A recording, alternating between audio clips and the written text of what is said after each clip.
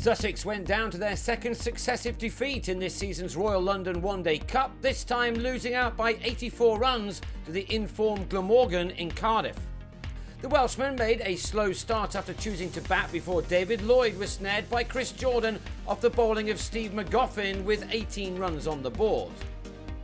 There was trouble for Glamorgan when their inspirational skipper Jacques Rudolph was hit on the forearm in the 12th over and had to retire hurt with 21 runs to his name, but that let Will Bragg take up the slack.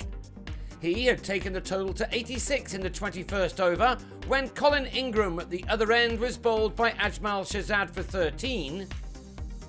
15 overs remaining and nothing more than an average total looked likely before Chris Cook went after Briggs, who responded by trapping Anarin Donald in front for a tidy 53. With 10 overs remaining, the score read 184 for 4, but then Graham Wagg and Cook pressed on, jumping through several gears at once.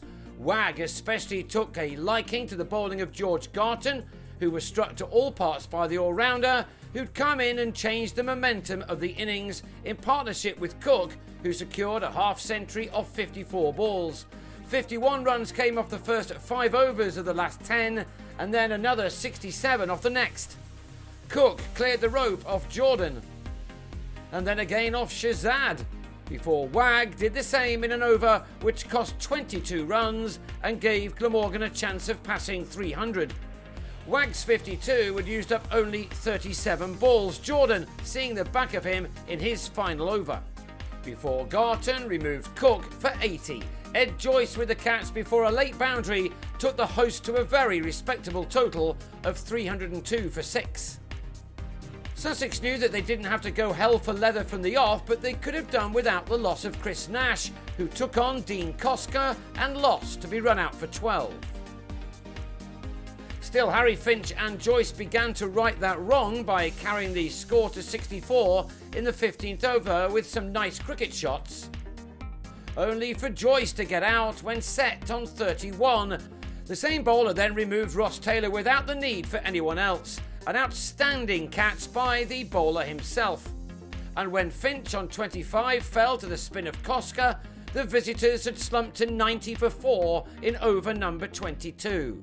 They were now up against it on a pitch that was becoming slower and slower, but they had the experience now of Luke Wright and Ben Brown at the crease.